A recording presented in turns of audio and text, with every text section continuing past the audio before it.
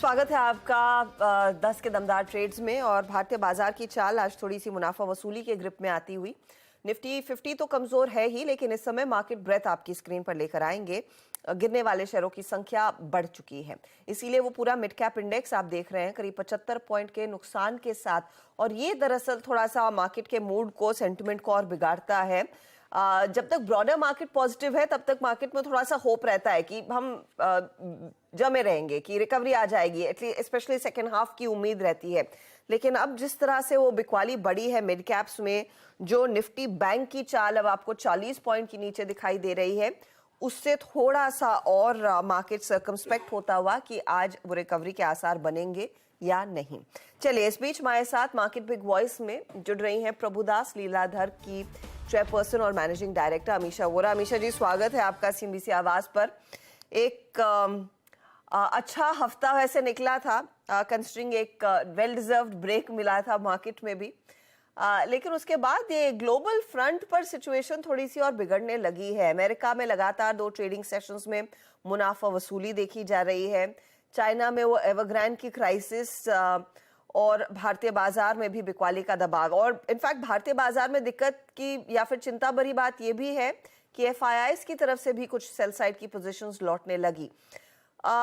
ये आप इस पूरे माहौल को आप कैसे पढ़ेंगी? ये एक अपॉर्चुनिटी है या फिर सतर्क रहने का समय? ये एक सिग्नल है कि थोड़ा सा इंतजार करें, let's not get ahead of ourselves and go extremely bullish और extremely aggressive on the market. देखिए, शॉर्ट टर्म के लिए जो मार्केट एक थोड़ा सा करेक्टिव मोड में आ गया है,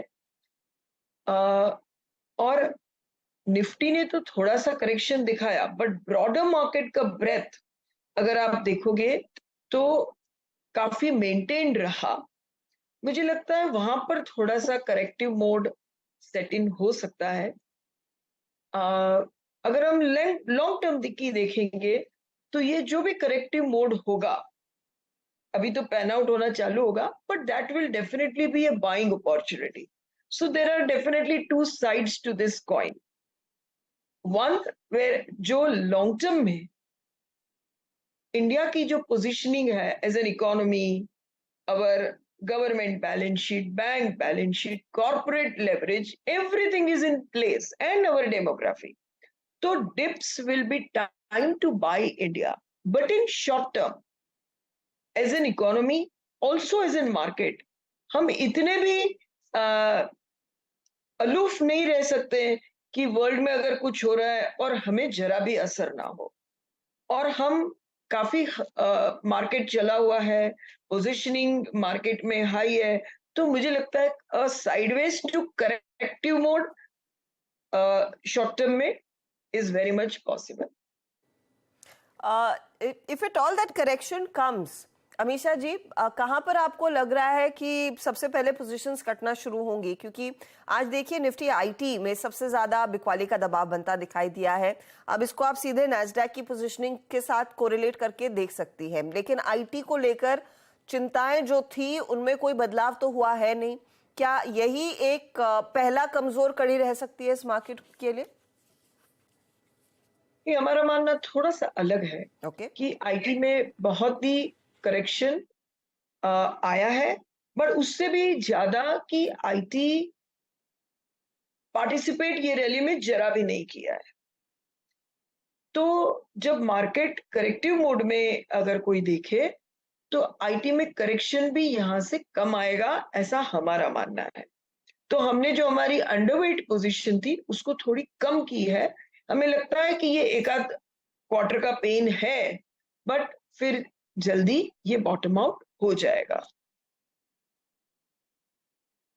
ओके मैम, बैंक्स पे आपका आउटलुक क्या है? क्योंकि हमारा अपस्विंग भी इसने फाइनेंस किया था, सपोर्ट किया था, जनरेट किया था, बट डाउन साइड भी यही जनरेट कर रहा है। इस बार मायूसी हुई एसबीआई के नंबर्स से, जहां उनके एनआईएम्स में थोड़ा सा हिट था, थोड़ा क्या सब्सटेंशियल हिट था स्ट्रीट की बिलीफ से। और उसके बाद पॉलिसी में शायद एक चीज़ जो इंक्रीमेंटल कैश रिजर्व रेशो थी वो थोड़ा सा बाजार को पशुपेश में डाल गई। मैम, बैंक निफ्टी पे आपका आउटलुक क्या है कि यहाँ से बैंक निफ्टी और बैंकिंग स्टॉक फ्यूचर्स जो कि सब्सटेंशियली हायर लेवल्स पे ट्रेड कर रहे थे, उनमें एक रिट्रेसमेंट ड्यू है? देखिए, जो सीपीआई इन्फ्लेशन के नंबर आ रहे हैं, वो अंडरलाइंग गेम चेंजर है, जो सबको कॉशियस मोड में डाल देता है। और इसी के चलते as a lighter, you know, I wouldn't say lighter, but as a first step RBI ने ये चूज किया कि थोड़ी लिक्विडिटी कम करे। आगे ये कैसे पैन आउट होगा, ये सबसे बड़ा डिटर्मिनेंट फैक्टर रहेगा मेरे हिसाब से। सेकंड पॉइंट ये है कि बैंक्स ओवरऑल हेल्थ बहुत ही अच्छी है, जो लास्ट 10 साल में कभी नहीं थी।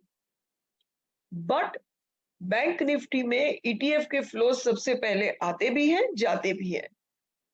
तो शॉर्ट टर्म में देखा जाए तो ये करेक्शन में पार्टिसिपेट कर सकते हैं। Once again, medium to long term, I still feel some of the private sector banks in particular have done, वो इतना अच्छा कर रहे हैं कि वो कोर पोर्टफोलियो का पार्ट है और वो अच्छा ही करेंगे। ओके, चलिए, तो ये बैंक्स पे, आईटी पे बात हुई मोटा मोटी मैम से। मैम, एक दो थीम्स जो कि अच्छा चलना शुरू हुई हैं, एंड फॉर्चुनेटली काफ़ी समय बाद चलना शुरू हुई हैं।